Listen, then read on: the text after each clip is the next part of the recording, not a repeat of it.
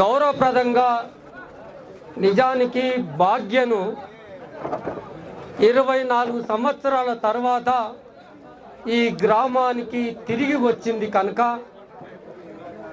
భాగ్యను అందరికీ నిర్జీవంగా ఉంది కనుక ఆ చరిత్ర ఆ కారణాలు తెలియజేయటం కోసం ఇంటింటి గడప గడప చుట్టూ మనం తిప్పుకుంటూ పోవాల్సిన అవసరం ఉంది కనుక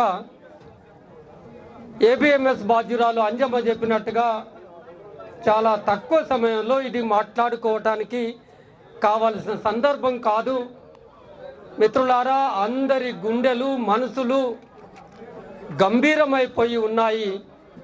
చాలా భావోద్వేగంగా బాధాభరితంగా ఆగ్రహంగా కూడా ఉన్నాయి. ఆ ఆగ్రహాన్ని మనం ఆ కన్నీటిని మనం మరింత జ్వలింపజేయాల్సిన సమయం కూడా ఆసన్నమై ఉంది. ఇక్కడ అత్యంత పేద కుటుంబంలో జన్మించిన భాగ్య రూపీగా రూపాంతరం చెంది ఈ గ్రామానికి చెందిన భాగ్య మొత్తం అంతర్జాతీయం కావటం, ప్రపంచం కావటం, రూపీగా మారటం వెనుక చాలా పెద్ద చరిత్ర ఉంది.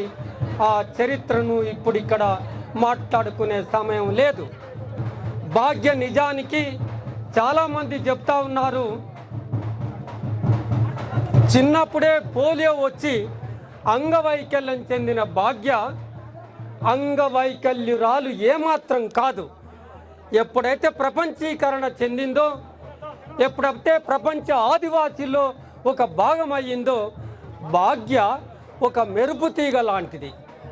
భాగ్య మెరుపు తీగ కనుకనే అలాంటి దోపిడీ నిరంకుశ ప్రభుత్వాల మీద మెరుపు దాడి చేసి అజేయంగా నిలబడ్డది. కేంద్ర ప్రభుత్వం, భారత ప్రభుత్వం స్వయంగా నిన్ను చంపుతాము, మార్చి 31 నాటికి మట్టు పెడతామంటే కూడా చెలించకుండా, భయపడకుండా, వెన్ను చూపకుండా, ప్రభుత్వంలో సంలీనం చెందకుండా, ప్రభుత్వం వంశం కాకుండా ఛాలెంజ్ని విసిరింది. నేను ఈ ఆదివాసీలనే నిలబడి పోరాటం చేసి ప్రాణాలు వదులుతాను, ఇక్కడే వదులుతాను అని ఒక సవాలును అమిత్ షాకు, భారత ప్రభుత్వానికి వదిలిన భాగ్యను ఇవాళ స్మరించుకోవటం అంటే అది ఒక పెద్ద కావ్యాన్ని మీ ముందు పెట్టినట్టుగా ఉంటుంది. మిత్రులారా, ఆ యుద్ధం 27 నెలలు, 2 సంవత్సరాల 3 నెలలు, 4వ నెల గడుస్తూ ఉంది. ఈ యుద్ధం ఎంత అనైతికమైన, అధర్మమైన యుద్ధమో ఒక్క మాటలో మా ప్రధాన కార్యదర్శి మీకు వివరించి ఉన్నాడు. ఆ చీపురుబట్టి అనే గ్రామంలో 39 మంది చనిపోతే, 39 మంది చనిపోయినరని ప్రకటనిస్తే 12 మంది మాత్రమే నక్సలైట్లు అయితే మిగతా 17 మంది ఆదివాసీలని మా ప్రధాన కార్యదర్శి చెప్పాడు. ఆ 17 మంది కష్టపడి లోయలోంచి ఆ 12 శవాలను తీసుకొని వచ్చి ట్రక్కులో ఎక్కిన తర్వాత భారత బలగాలకు సంఖ్య పెరగాలి గనక ఆ 12 మంది నక్సలైట్లతో పాటుగా ఈ 17 మంది ఆదివాసీలను కూడా చంపేసి 39 మంది చంపేశామని చెప్పి రివార్డులు, అవార్డులు మొత్తం 29 మందిని చంపేశామని చెప్పి ఆ అవార్డులు తీసుకున్నారు. అదే పద్ధతిలో గ్రామస్తులారా, భాగ్య ఎంత వీరోచితమైన పోరాటం భారత ప్రభుత్వ బలగాల మీద చేసింది అంటే, నేను ఎట్టి పరిస్థితిలో మీకు లొంగిపోను, ఎట్టి పరిస్థితిలో మీ వశం అవ్వను, మీరు చంపదలుచుకుంటే ఈ యుద్ధ భూమిలోనే నేను చచ్చిపోతాను. ఎందుకు అంటే 26 సంవత్సరాలుగా ఏ ఆదివాసీలలో మమేకమై పనిచేసిందో ఆ ఆదివాసీలను వదిలేసి, ఆ ఆదివాసీలను దిక్కుముక్కు లేని వాళ్ళను చేసి నేను ఎక్కడికి వెళ్ళనని శపథం పూని ఉన్నది. చిట్ట చివరికి ఒక ఆదివాసీగా మారి, ఇది ఎంత అన్ఫేర్ గేమో, ఎంత అనైతిక యుద్ధమో చీపురుబట్టి ఘటన ఒకటైతే, మన భాగ్యం మరొక ఘటన. భాగ్య నిజానికి బలగాల చేతికి చిక్కినప్పుడున్న స్థితి ఏమిటంటే ఆమె మనలాగే సాధారణ దుస్తుల్లో ఆదివాసీ బట్టల్లో మారిపోయి ఒక గ్రామంలో ఉంటున్న సందర్భంలో బలగాలు పట్టుకొని సజీవంగా ప్రాణాలతో పట్టుకొని నీవు లొంగిపో అని అడిగారు. ఎట్టి పరిస్థితుల్లో లొంగిపోను, మీరు చేసుకునేది ఏదైనా ఉంటే చేసుకోండి అని సవాలు విసిరింది.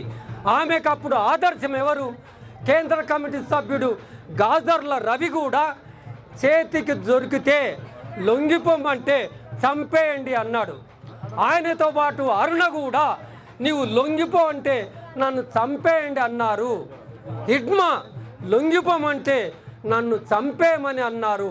ఎట్టి పరిస్థితుల్లో శత్రువుకు మోకరిల్లము అని చాలా స్పష్టంగా భాగ్య చెప్పినందుకే ఎంత హింసలు పెట్టి కావాలంటే ప్రభుత్వాలు మిత్రులారా ఎంత క్రూరము, ఎంత నిరంకుశము, ఎంత చిత్రహింసలకు గురి చేశారు అంటే ఒక్క తూటాతో చంపితే సరిపోతుంది కదా. భాగ్య బక్కజీవి కదా, 45 కిలోల మాంసం లేని ఆడపిల్ల కదా.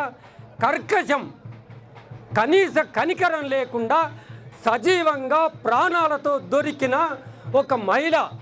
ఒకవైపు మోడీ ఏమంటాడంటే బేటీ పడావా అంటాడు, బేటీ బచావో అంటాడు, ఆడపిల్లను రక్షించండి అంటాడు, ఆడపిల్లల్ని చదివించండి అంటాడు. ఈ ఆడపిల్ల నీ పిల్ల కాదా? నీవు ప్రైమ్ మినిస్టరు, ప్రధానమంత్రివి, అందరికీ దేశానికంతా ప్రధానమంత్రివి కదా. ఒక్క ఆడపిల్ల నీ చేతిలోకి సజీవంగా దొరికినప్పుడు నువ్వు చేసిందేంది? పౌర హక్కుల సంఘం ఏం చెప్తుంది? ఒక మనిషి ప్రాణాలతో దొరికితే ఎవరు కానీ మిత్రులారా గుర్తుపెట్టుకోండి, అది పోలీసులు కానీ బలగాలు కానీ మిలిటరీ కానీ వాళ్లకు చంపేసే అధికారం లేదు కనుక లేదు. చట్ట ప్రకారంగా వాళ్ళను తీసుకొచ్చి న్యాయస్థానంలో నిలబెడితే అప్పుడు జడ్జి చంపేసేయండి అని ఆర్డర్ ఇస్తే కదా చంపాల్సింది. లేదా ఏ నేరం లేదు వదిలిపెట్టండి, ఇది మనం ఏర్పాటు చేసుకున్న వ్యవస్థ కదా. మరి భాగ్యను నీవు చేతులకు దొరికితే చంపిన వాళ్ళు హంతకులు. ఏ బలగాలైతే, ఏ మనుషులైతే, ఏ పేర్లతో ఉన్న మనుషులైతే చంపేశారో ఇవాళ ఐజీ సుందరరాజన్ అడుగుతున్నాం, నీకు తెలుసు భాగ్యను చంపింది ఎవరో? వాళ్ళ మీద హత్యా నేరం కేసు నమోదు చేయాలని చెప్పి పౌర హక్కుల సంఘం డిమాండ్ చేస్తూ ఉంది. హంతకులు ఇవాళ భారత పాలకులు అనైతికానికి, అధర్మానికి పాల్పడుతూ చేతికి దొరికిన ప్రజలను మన కళ్ళ చంపి మనకు ఆ శవాలను ఒక చాపలో చుట్టి ఎంత అవమానిస్తున్నారో ప్రజలారా. ఈ గ్రామ ప్రజలను, ఈ ధర్మారం ప్రజలను ఎంత అవమానిస్తున్నారంటే మా ముద్దు బిడ్డ, మేము అభిమానించిన మా బిడ్డను ప్రాణాలు పట్టుకొని చంపావు కదా. తప్పనిసరిగా ఈ గ్రామ ప్రజల కన్నీరు ఆగ్రహంగా మారుతుంది. అది మరింత ఉజ్వలంగా మారుతుంది. అది ఆగ్రహవేశంగా మారుతుంది.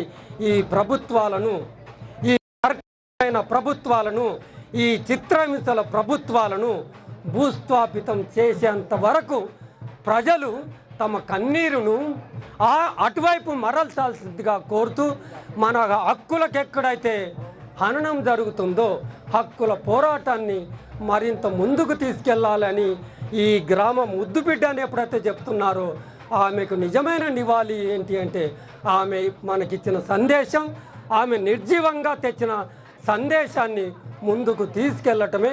హక్కుల పోరాటం చేయాల్సిందే నిజమైన నివాళని తెలియజేస్తూ అవకాశం ఇచ్చిన మిత్రులకు ధన్యవాదాలు.